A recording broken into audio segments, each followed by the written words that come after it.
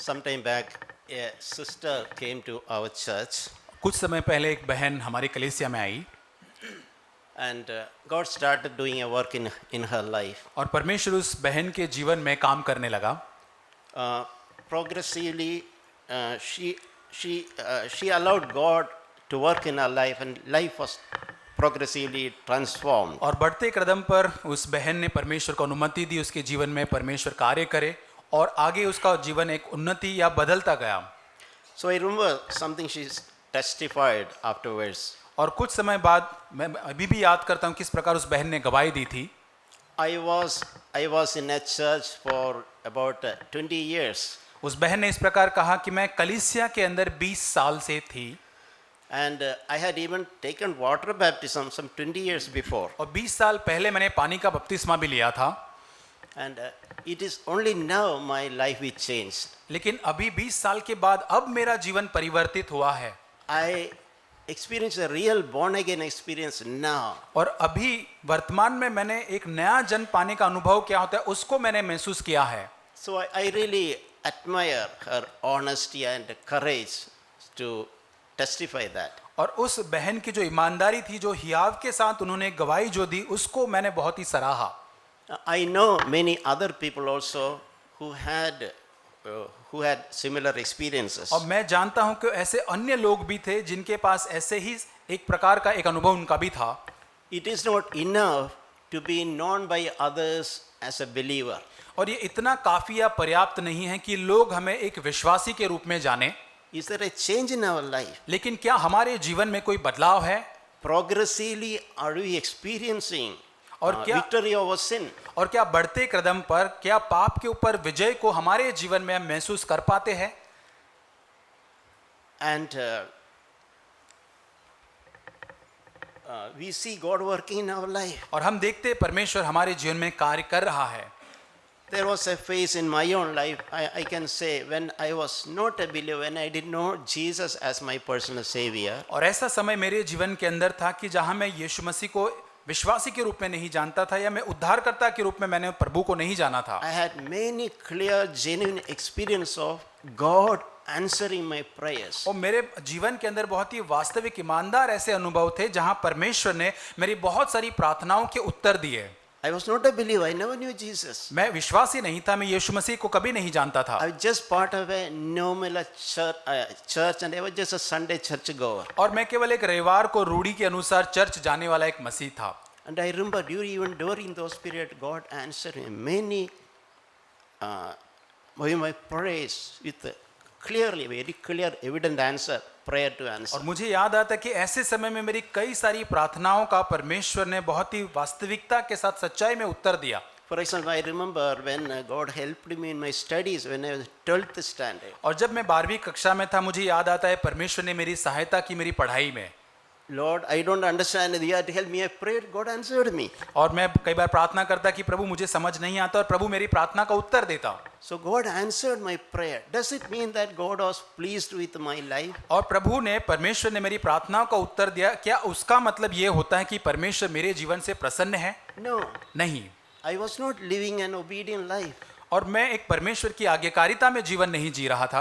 I had not then committed my life to Christ. मैंने यीशु मसीह को अपना जीवन समर्पित नहीं किया था। God is a good God. He will answer our prayers. परमेश्वर एक अच्छा भला परमेश्वर है जो हमारी प्रार्थना का उत्तर जरूर देगा। We received some answers to prayer. Doesn't mean that God is happy with our lives. और यहाँ तक हमारी प्रार्थना का उत्तर हमने प्राप्त किया है इसका मतलब ये नहीं हो जाता कि परमेश्वर हमारे जीवन से प्रसन्न है। You know, Bible says God will send His rain and sunshine even on wicked people. Bible ये भी बताता है कि परमेश्वर जो है बारिश को और अपने सूर्य प्रकाश को यहाँ तक दुष्ट और बुरे लोगों के ऊपर भी प्रकट करता है। So just because God answered some of our prayers, we should not deceive ourselves thinking that God is happy with my life, God is answering my prayers. और क्योंकि परमेश्वर ने हमारी कुछ प्रार्थनाओं के उत्तर दे दिए है इस कारण से ये समझकर अपने आप को धोखा नहीं देना है कि परमेश्वर मेरे से प्रसन्न है। So as I mentioned, we should not be happy in just to be known as I am a believer. और हमें इसमें ही केवल खुश आनंदित नहीं होना है कि अपने आप को ये समझते हो कि मैं केवल विश्वासी हूँ। Do you know that Bible states that even demons believe in Jesus. और क्या आप जानते हैं कि बाइबल में ये लिखा है कि यहाँ तक दुष्ट की जो आत्माएं हैं वे भी विश्वास करते हैं यीशु मसीह पर, They not only believe, they even shiver at the name of Jesus. और वे केवल विश्वास ही नहीं करते पर यीशु के नाम पर थरथराते हैं, But they don't obey Jesus. लेकिन वे यीशु की आज्ञा पालन नहीं करते हैं। So nowadays this name believer is used in a very loose way. और आजकल ये विश्वासी जो शब्द जो है बहुत ही हल्के से इस्तेमाल किया जाता है। There are many so-called believers, they have a name saying that I'm a Christian. और ऐसे बहुत सारे लोग हैं जो किस बात पर विश्वास करते हैं, उनके पास एक नाम है जो वो इस्तेमाल करते हैं, विश्वासी, Nominal Christians. और एक नामधारी मसीही। So I hope none of us are happy just remaining in that stage. और मैं आशा करता हूं कि हम में से कोई भी उस स्थान पर रहकर ही खुश नहीं है। As I mentioned about the example that sister, sometime in our life we should become a disciple. जैसे उस बहन की गवाही से मैंने आपको बताया, ऐसा समय हमारे जीवन में आना चाहिए जहां पर हमें एक शिष्य बनना चाहिए। We should not be just happy in known as a believer. हमें केवल विश्वासी या मसीह हो हम हैं, इससे केवल आनंदित नहीं होना है, संतुष्ट नहीं होना है। We should commit every aspect of our life to Jesus and we should seek to be a disciple of Jesus. और हमारे जीवन के हर पहलू को हमें परमेश्वर को पूरी तरह से समर्पित करके शिष्य बनने की खोज में पूरी तरह से लगना है। You know, even Jesus, when Jesus was on earth, और जब यीशु मसीह इस धरती पर था, a very large crowd of people would follow him. और लोगों की एक बड़ी भीड़ थी जो यीशु मसीह का अनुसरण करती थी। We know the reason. They wanted some benefit. They wanted some food. They want to see some miracle. They want a healing. They want some answer to prayer. और हम सभी जानते हैं कि उनको कुछ न कुछ फायदा यीशु मसीह से चाहिए था, कुछ न कुछ भोजन चाहिए था, प्रार्थना के उत्तर चाहिए थे। But at some point of many of them were offended and they left Jesus. लेकिन ऐसा समय भी आया जो उन्होंने ठोकर खाई, उनको बुरा लगा और वो यीशु मसीह को छोड़कर चले गए। And only 12 people were left at a time. और वहां पर केवल 12 ही लोग वहां पर बच गए थे। And Jesus asked even those 12 people, do you all wish to go? यीशु मसीह उन 12 लोगों को भी कहता है कि क्या तुम भी जाना चाहते हो? But Peter said, where shall we go, Lord? और पतरस कहता है कि प्रभु हम कहाँ जाएं? Words of eternal life is in you. और अनंत जीवन के वचन तो केवल तुझ में ही हैं। So my interest is, my burden in my heart is to encourage and challenge everyone. और मेरा आज जो रुचि मेरे मन में या बोझ है, मैं आप सभी को चुनौती देना चाहता हूँ। Not to accuse, not to discourage. और मैं आपको दोष लगाना नहीं चाहता, न आपको मैं निराश भी नहीं करना चाहता। But we should live in reality. लेकिन हमें एक वास्तविकता या सच्चाई में जीवन को बिताना है। When Jesus appears, we should be able to face him, receive him with a boldness. और जब यीशु मसीह का आगमन होगा तो हमें उसे बहुत ही हियाव के साथ हमें उसको ग्रहण करना चाहिए। And we should have a clear conscience before him. और उसके सामने एक शुद्ध विवेक हमारा होना चाहिए। You know who were called Christians? How Christians got that name? और आप जानते हैं कि एक मसीही ये जो नाम जो है या जो क्रिश्चियन नाम जो है वो कैसे किस प्रकार मिलता है लोगों को? Bible says that. बाइबल में लिखा है। That is in Acts 11:26. और प्रेरितों के काम 11:26।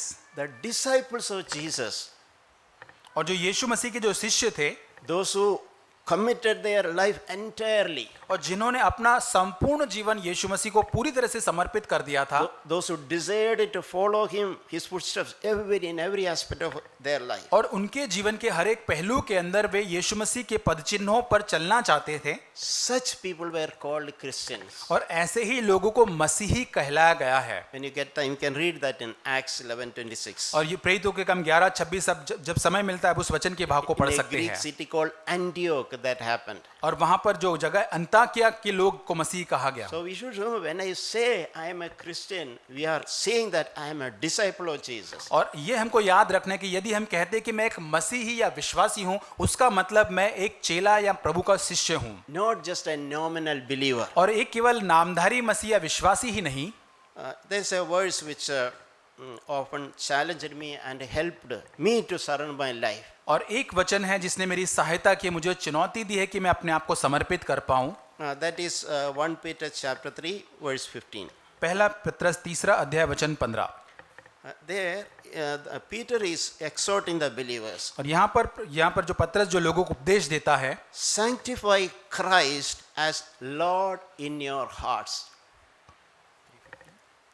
1 Peter chapter 3. और मसीह को प्रभु जानकर अपने मन में पवित्र समझो। Yeah. So meaning it is not enough to believe Jesus that Jesus will forgive my sins. और इसका मतलब ये केवल जानना काफी नहीं है कि यीशु मसीह मेरे पापों को क्षमा करेगा।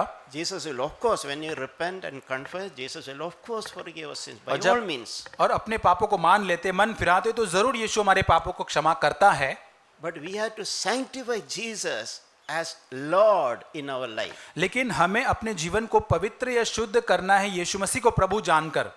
Every aspect of our life, our ambitions, our future, our career, our education, everything, in all those areas, I want Jesus to be the Lord. और हमारे जीवन के सारे पहलू, हमारे जीवन के, चाहे वो हमारा पढ़ाई हो सकता है, हमारा भविष्य हो सकता है, हमारा करियर हो सकता है, सारी चीजों को हम परमेश्वर को प्रभु मानकर वहां पर स्वीकार करते हैं। On all my possessions, I want to make sure that Jesus is the Lord. और मेरी सारी जो धन संपत्ति है उसके ऊपर मैं निर्धारित करता हूं कि यीशु मसीह ही प्रभु उस पर है।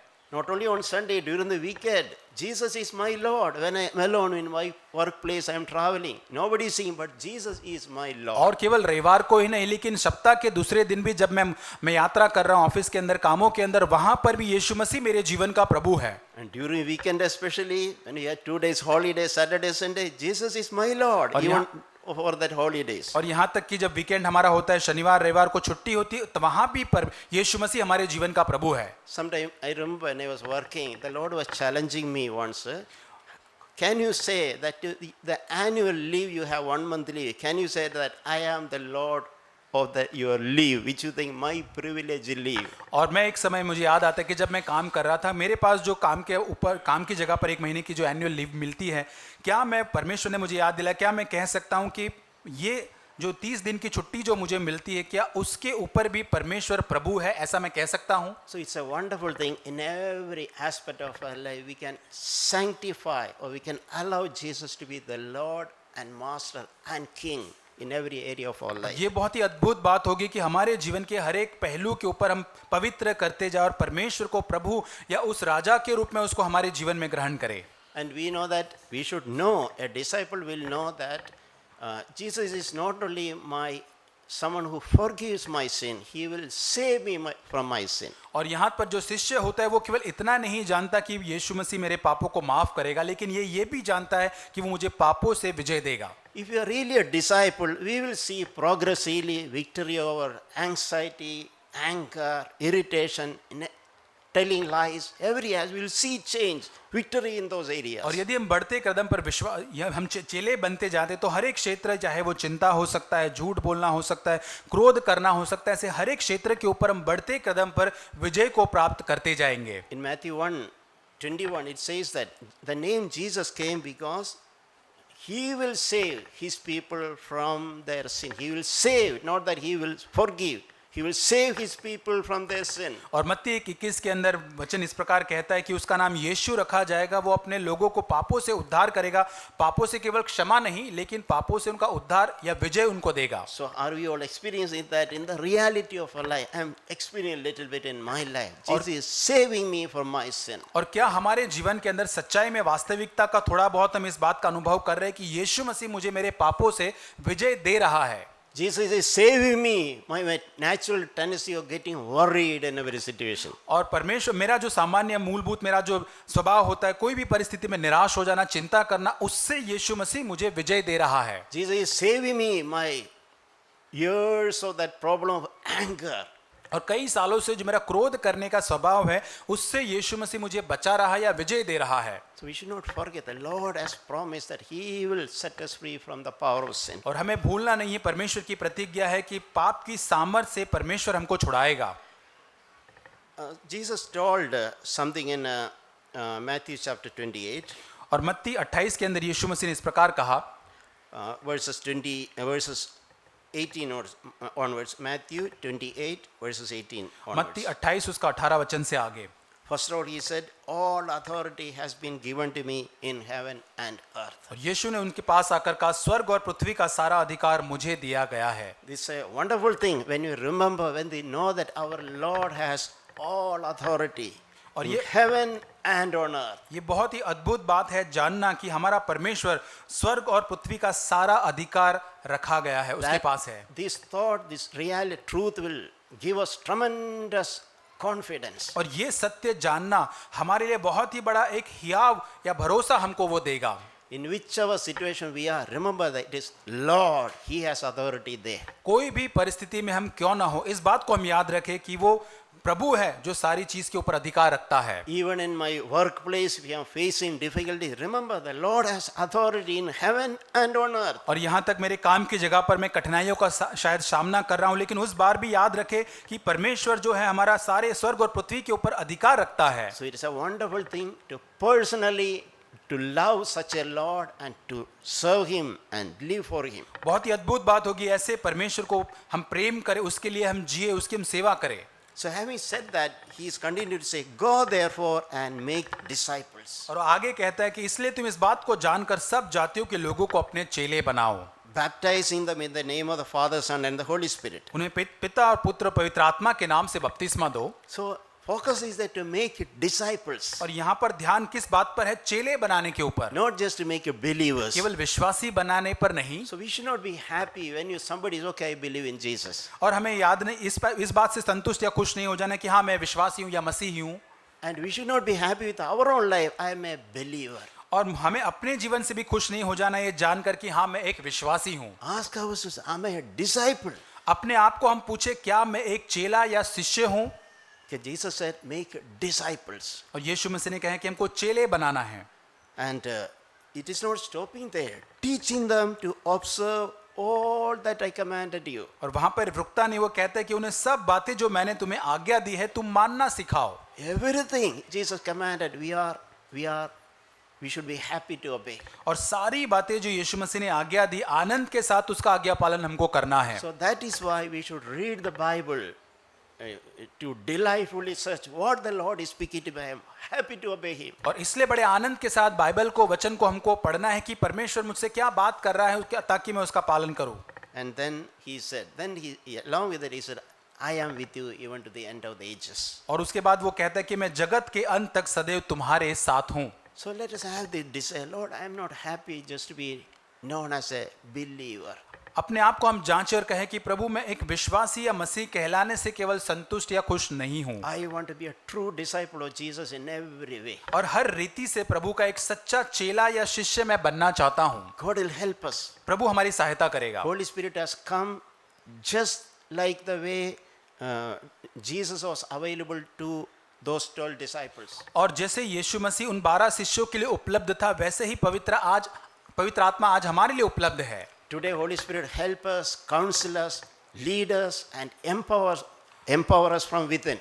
और पवित्र आत्मा आज हमको भीतर से हमारी सहायता करता है, हमारी अगुवाई करता है, हमको पूरी तरह से योग्य या सक्षम बनाता है। So I often so grateful. This is something I experienced in my own life when I allowed Jesus to be the Lord of my life. What a rest, what a security it brings. और जब मैं अपने जीवन में यीशु मसीह को अपना प्रभु मानकर उसको अनुमति देता हूँ, कितना अधिक वो एक भरोसा या एक सुरक्षा को मेरे जीवन में लेकर आता है। I know that it is the Lord who is taking the responsibility. As I have surrendered my life, it is He will take responsibility of my life in every aspect of my life. और जैसे मैं मेरे जीवन में अपने जीवन को पूरी तरह से परमेश्वर को समर्पित करता हूँ, तो परमेश्वर मेरे जीवन के सारे पहलू की जिम्मेदारी वो अपने ऊपर उठाता है।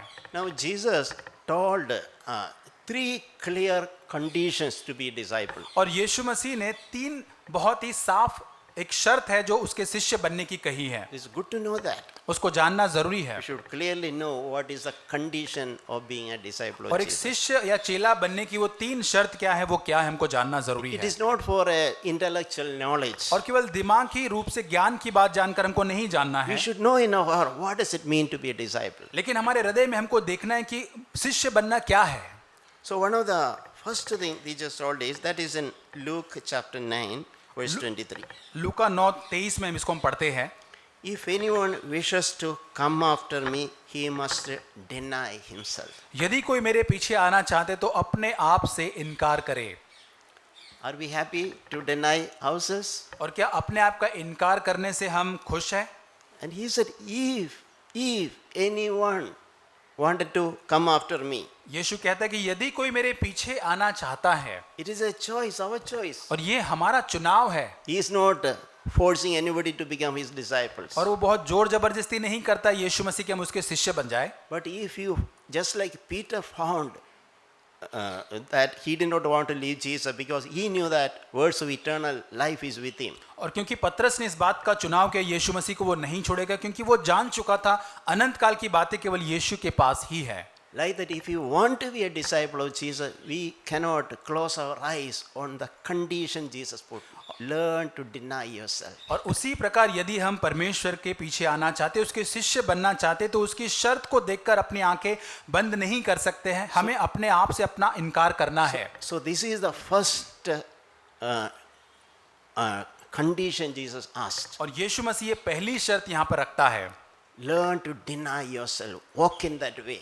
और उस मार्ग में चलना है जहाँ पर हम अपने खुद ही से अपने स्वयं का इनकार करते हैं, That path of self-denial. और वहाँ पर अपने स्वयं का इनकार करने वाला रास्ता। When we deny ourselves, we will receive the life of Jesus Christ. और जब हम अपने आप का इनकार करते हैं तब यीशु मसीह का जीवन हम प्राप्त करेंगे। We all have, that self, we can call it ego, और हम अपने आप में ईगो कहते हैं, जिसको स्वार्थ भी कहते हैं, our self-will. हमारी खुद की इच्छा। Our natural, we want our way to happen. We will try to forcefully make it to happen. और स्वाभाविक रूप से हम चाहते कि हमारी इच्छा हमारे योजना के अनुसार ही सारी चीजों को हो। If our opinion is not accepted, we will feel offended. यदि हमारे सुझाव को वहां पर माना नहीं जाता है तो हमको बुरा लग जाता है। So are we willing to deny ourselves? लेकिन क्या हम अपने आप का इनकार करने के लिए तैयार हैं? Paul could say that it is no more I who lives. पौलुस कहता है कि अब मैं जीवित नहीं हूं, Christ lives in me. लेकिन यीशु मसीह मुझ में जीवित है। So it is a progression. It is a development. और ये एक विकास या एक बढ़ते कदम पर ये बात होती है, It is like a journey. और एक यात्रा के जैसा ये एक है। But do we understand? Are we making some progress of self-denial? लेकिन क्या हम इस बात को समझकर क्या कुछ थोड़ी सी तो इस अपने आप के इनकार करने की उस यात्रा में उन्नति कर रहे हैं? Do you think denying oneself, people who deny themselves will be unhappy, moody people? और क्या आप ऐसा सोचते हैं कि जो लोग अपने आप का इनकार करते हैं बहुत ही उदास लोग होंगे या बहुत ही ऐसे निराश लोग होंगे? I think people who have learned this principle, they will be the happiest people. मैं सोचता हूं कि जिस व्यक्ति ने इस सिद्धांत को सीख लिया है वो सबसे ज्यादा खुश या आनंदित व्यक्ति होगा। People who have learned to deny themselves to be a disciple of Jesus, they have no expectation from others. और जिन लोगों ने अपने आप का इनकार करना सीख लिया है उन लोगों को अब लोगों से कोई अपेक्षा नहीं है। They are free from that expectation. और वो अपेक्षा करने की बातों से आजाद हो चुके हैं। Expectation of people to listen to me, people to respect me. वे ये अपेक्षा नहीं करते कि लोग मेरा सुनेंगे, मेरा आदर करेंगे। They are free. पूरी तरह से वे लोग आजाद है, And they will be the happiest people. और वे ही लोग हैं जो सबसे आनंदित लोग होंगे। In Paul put it in a different way. 1 Corinthians chapter 1 verse 18. पहला कुरिन्थियों पहला अध्याय वचन 18 में पौलुस इस प्रकार वहां पर लिखता है, The word of the cross is foolishness to those who are perishing, but it is the power of God for those who are being saved. और क्योंकि क्रूस की कथा नाश होने वालों के निकट मूर्खता है, परंतु हम उद्धार पाने वालों के निकट परमेश्वर की सामर्थ है। Meaning, for people who are perishing, it is word of the cross, bearing the cross, self-denial, that is foolish.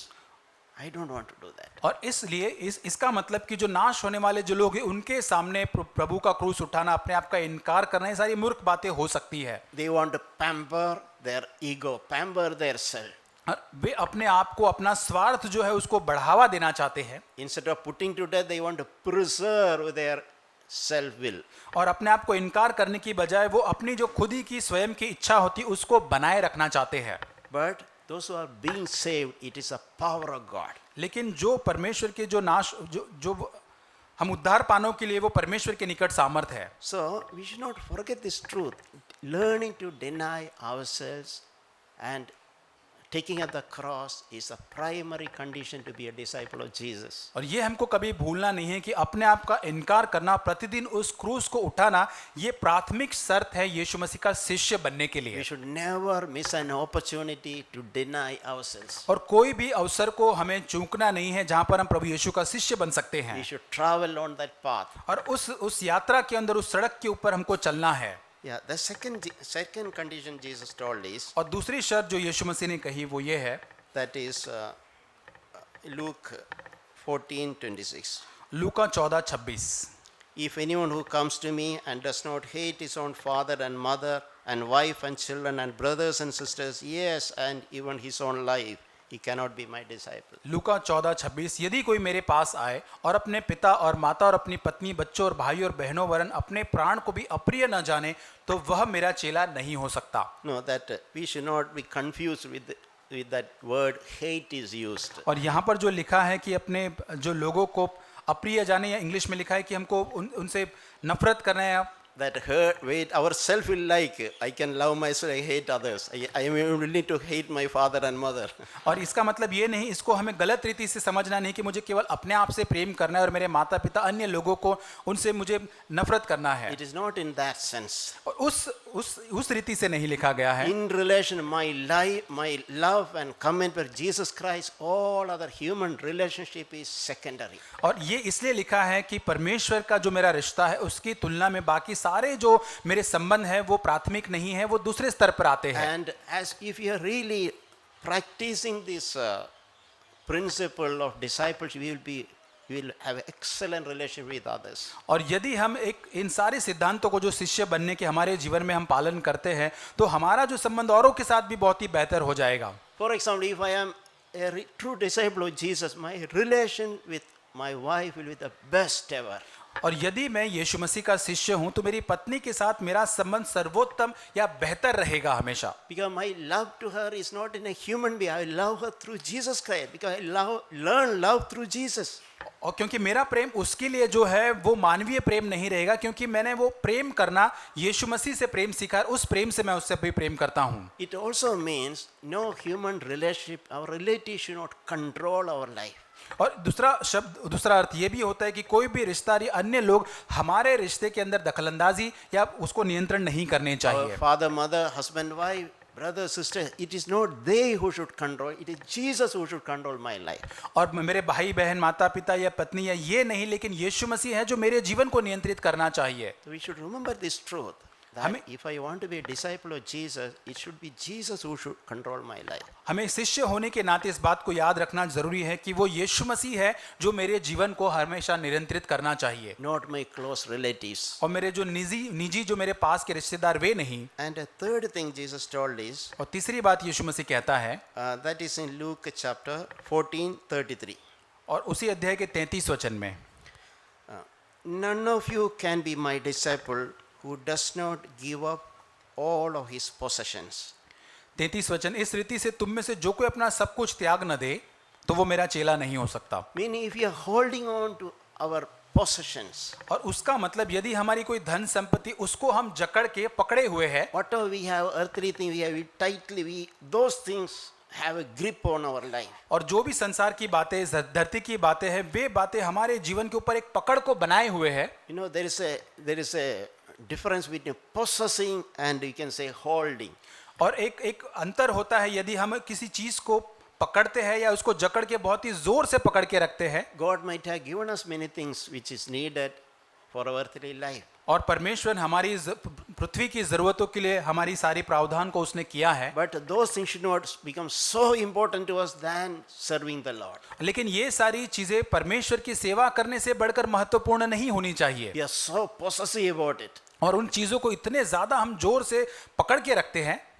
Nothing wrong in having it because the Lord who has given, I hold it, I have it. और उन बातों को होना, हमारे जीवन के अंदर होना अच्छी बात है, उसमें कोई गलत बात नहीं है। But they are not more important to me than Jesus. और यीशु मसीह से बढ़कर वे चीजें महत्वपूर्ण नहीं होनी चाहिए। In other way, Jesus is the Lord even above those possessions. और दूसरे शब्दों में उन सारी धन संपत्ति के ऊपर यीशु मसीह मेरे जीवन का प्रभु है। So it's good to remember anything in our life, our job, anything in our money or anything is too big for us.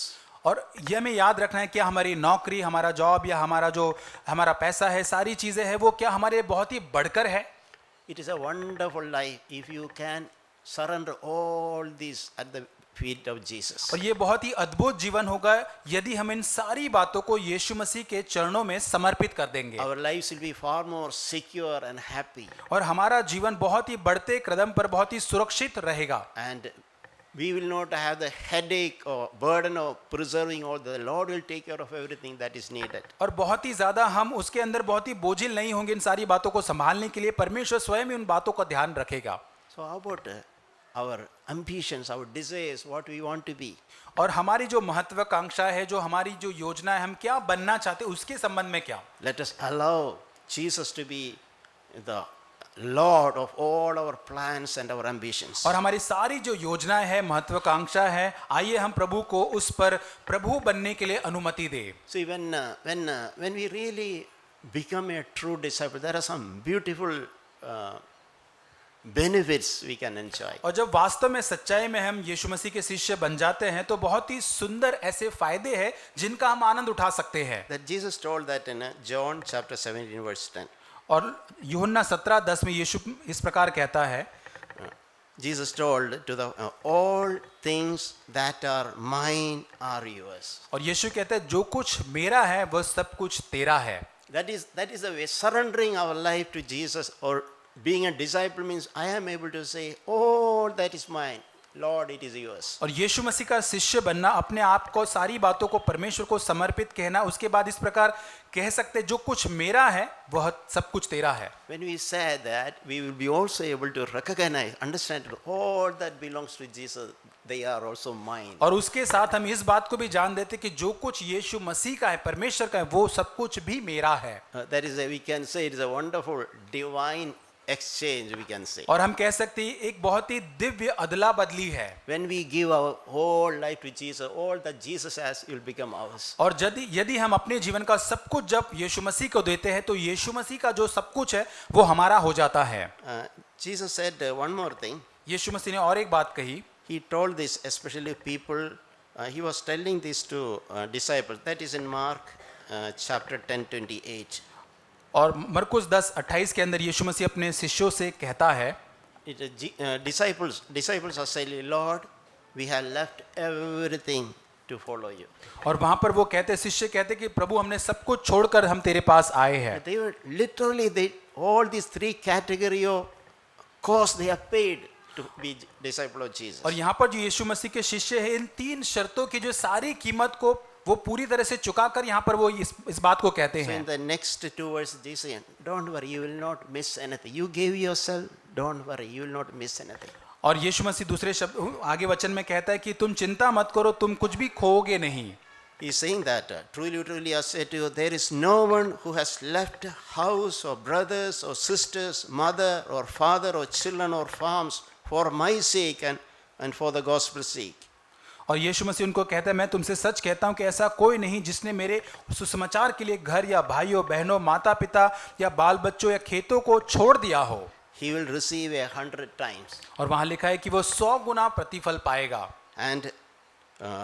And much now in the present age, houses, brothers, sisters, mothers and children and farms along with the persecutions. और 100 गुना फल पाएंगे और भाइयों बहनों और माता और बाल बच्चों और खेतों पर सताव के साथ और परलोक में भी अनंत जीवन। We may have persecution, we may have difficulty. Some of us experience literally. और हो सकता है हमारे जीवन के अंदर कठिनाइयां हो सकती है, हम में से कोई उसका सामना भी करते होंगे। But along with that, we can also experience 100 times.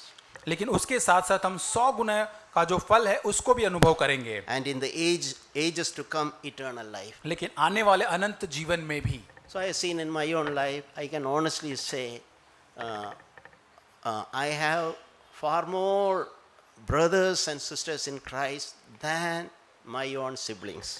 और यहाँ पर मैं इस बात को कह सकता हूँ कि मेरे खुद के जो भाई बहन जो है लहू के, उनसे बढ़कर मेरे और भी बहुत ज़्यादा भाई बहन प्रभु में मुझे मिले हैं। I have very good relation with all my siblings. और मेरे जो भाई बहन हैं उनके साथ मेरे बहुत ही अच्छे संबंध हैं। But my relationship with my brothers and sisters in Christ, they are in hundreds. It is very special. और लेकिन जो मसीह में मेरे भाई बहन हैं उनके साथ मेरा संबंध बहुत ही विशेष है और बहुत अधिक वे है। So, dear brothers and sisters, may God help us.